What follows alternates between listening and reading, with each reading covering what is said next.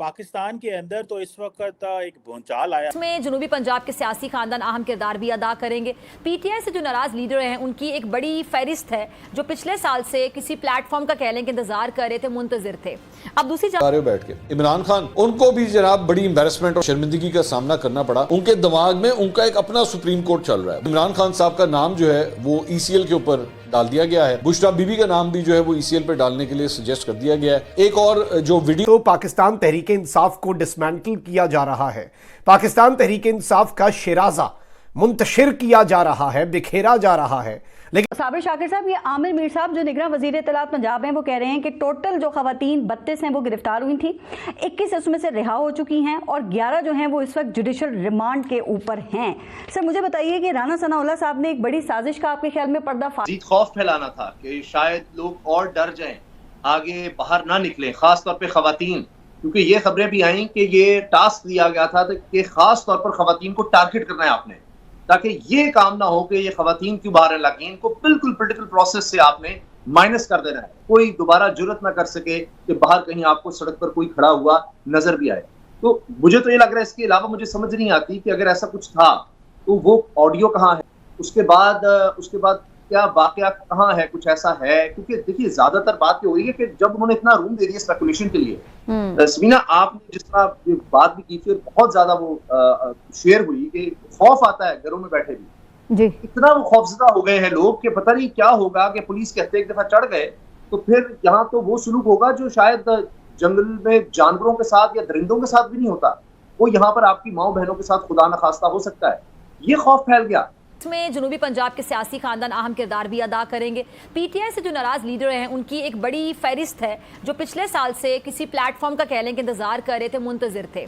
अब दूसरी जानिब जो मलिका बुखारी साहिबा हैं, जमशेद चीमा साहब, मुसरत चीमा, उनके बाद आज फिरदौस आशिक अवान साहिबा, मुराद राज साहब, मलिक कासिम, पंजाब असम्बली के कुछ दीगर साबिक जो अरकान हैं और साथ इमरानुल हक साहब कह लें और इमरान खान साहब के करीबी साथी पाकिस्तान तहरीक इंसाफ के chief organiser senator Saifullah Niazi ने भी पीटीआई छोड़ दी है। खैर बात क्या है, इमरानुल हक साहब कल रात को उन्होंने लंदन में परफॉर्म किया। पाकिस्तान तहरीक इंसाफ के लोगों ने भी जो है उनको बहुत क्रिटिसाइज किया इस बात के ऊपर। 48 घंटे पहले आप यहाँ पे धाड़े मार मार के रो रहे थे लाहौर प्रेस क्लब के अंदर, ते 48 घंटे के बाद तुसी गाने गा रहे हो बैठ के। इमरान खान, उनको भी जनाब बड़ी एम्बेरसमेंट और शर्मिंदगी का सामना करना पड़ा। उनके दिमाग में उनका एक अपना सुप्रीम कोर्ट चल रहा है। इमरान खान साहब का नाम जो है वो ईसीएल के ऊपर डाल दिया गया है। बुशरा बीबी का नाम भी जो है वो ईसीएल पे डालने के लिए सजेस्ट कर दिया गया है। एक और जो वीडियो एक सामने आई है, मैं हमेशा ये बात कहता हूं और मैं इसीलिए ये जो लोग पागल हो जाते हैं ना, मैं नहीं छड़ना, मैंने इमरान खान इतना पसंद है, मैं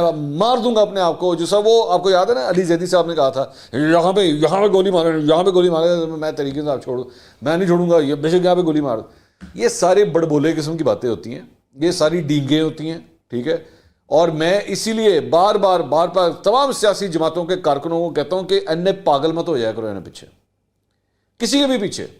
ये ऑल एक क्वेश्चन मार्क लग रहा है कि पाकिस्तान में ह्यूमन राइट्स वायलेशंस के ऊपर आपको क्या लगता है तारड़ साहब, ये इमरान खान की सियासत को आप कैसे देखते हैं? ये जो कहा जा रहा है कि जी मीडिया को रोक लिया गया है, सहाफ़ी जेलों में डाल रहे हैं, इसके ऊपर आप क्या कहेंगे? और ये जो अमेरिका में भी सुना है वहाँ पे कांग्रेसमैन वगैरह एक्टिव हो रहे हैं, जरा हमें थोड़ा सा बताएं कि what do you make of these developments sir? Cheema साहब, मैम डेफिनेटली आपने बड़ी रेलिवेंट बातें की हैं। जो ये आपने 3 क्वेश्चन, जो इलेक्शन, ह्यूमन राइट्स और इस वक्त दुनिया क्यों नहीं बोल रही है, 3 बड़े वैलिड क्वेश्चंस हैं। लेकिन मेरा क्वेश्चन ये है कि जो पीटीआई के लोग आजकल जो रो के प्रेस कॉन्फ्रेंस करते हैं, निकलते हैं, क्या ये दोबारा पीटीआई में आएंगे, दोबारा बनाएंगे पीटीआई? उसकी वजह ये है कि इसमें वो खुद भी जब चेहरे अफसुर्दा बनाते हैं, रोते हैं, अल्टीमेटली उन्होंने जब इकट्ठा होना, उन्होंने कहा जी, और खान साहब खुद कई दफा कह चुके हैं कि लोगों को जबरदस्ती तलाकें कराई जा रही हैं, इनके बंदूकें इनके कानों पर रखी गई हैं। तो क्या ये इससे टेम्परेरी फेस है? ये क्या ये 2-3 महीने के लिए है? इसके बाद फिर पीटीआई बनेगी, फिर घेराव जलाओ होगा, फिर नए सिरे से बच्चों को गुमराह किया जाएगा, फिर नए कोर कमांडरों के घर जो अभी रिपेयर किए जा रहे हैं वो फिर जलाए जाएंगे। इसके बारे में भी एक कंफ्यूजन है कि क्या है। तो बाजवा साहब की अगले दिन तस्वीर जो आई है हमारे आर्मी चीफ साहब के साथ बैठ के, वो एक क्वेश्चन मार्क कर गई खड़ा। वो बिल्कुल उसके बारे में लोग अब कंफ्यूज हैं कि ये क्या है।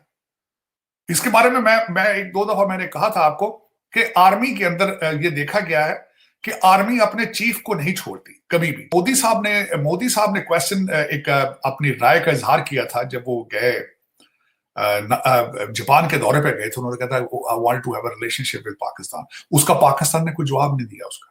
इधर लोग अब कंफ्यूज्ड हैं कि इधर you are going towards China. अब चाइना गए, मैं 2 क्वेश्चन यहां पे करना चाहता हूं। एक तो चाइना के फॉरेन मिनिस्टर का पाकिस्तान का दौरा था, वो दौरा करके गए और साथ ही हंगामे शुरू हो गए। कई लोग कहते हैं शायद ये जो चाइनीज फॉरेन मिनिस्टर थे वो कह के गए थे कि अपने पॉलिटिकल हालात ठीक करें, हमने बहुत ज्यादा इन्वेस्टमेंट की, ये भी एक स्पेकुलेशन थी। दूसरे हमारे आर्मी चीफ गए और वहां से $58 बिलियन का वो ट्रेन का पैकेज लेकर आए वापस। अभी तक ये नजर नहीं आ रहा कि आइदर आप IMF में स्टिल इंटरेस्टेड हैं या नहीं है आप, एक, और दूसरा आप चाइना के कैंप में जा चुके हैं क्योंकि अमेरिका आपको नहीं देख रहा। बिल्कुल अमेरिका के लिए आप इररेलेवेंट हो चुके हैं। क्योंकि मैं अमेरिका से बैठ के बोल रहा हूं, अमेरिका, मैं हमेशा कहता हूं आपको, आपने कभी तवज्जो इन चीजों पे नहीं दी। खान साहब की लॉबी फर्में काम कर रही हैं, नो क्वेश्चन अबाउट। खान साहब इंटरेस्टेड है इलेक्शन। खान साहब को मैं ये बताना चाहता हूं, खान साहब आपको इलेक्शन चाहिए क्योंकि आपके ऊपर अरबों रुपए पाकिस्तान के खर्च किए गए आपकी मार्केटिंग स्कीम पर। खान साहब आपको वाकई इलेक्शन चाहिए क्योंकि आपको पाकिस्तान की एजेंसियों ने खुदा का अवतार बना के खड़ा किया लोगों के सामने और नवाज शरीफ को डिपोर्ट किया पाकिस्तान से।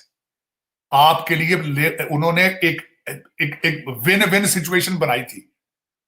आपको तो चाहिए इलेक्शन क्योंकि आप वो अरबों रुपए की मार्केटिंग करके आपको सामने खड़ा कर दिया गया है। जिस तरह नौज बिल्ला, मैं कहता हूं कि अगले दिन वो इब्रारुल हक की अगले दिन वीडियो चली है बार बार, जिसमें उन्होंने कहा जी कि आप आके अब इसकी इमरान खान की जो है हिफाजत करना इबादत नहीं की थी। वहां पे आपने तो जला के राख कर दिया कोर कमांडर का घर जाके, और आप कहते हैं कि जी हमें तो पता ही नहीं। आपका भांजा वहां कोर कमांडर की पतलून लेके खड़ा सामने,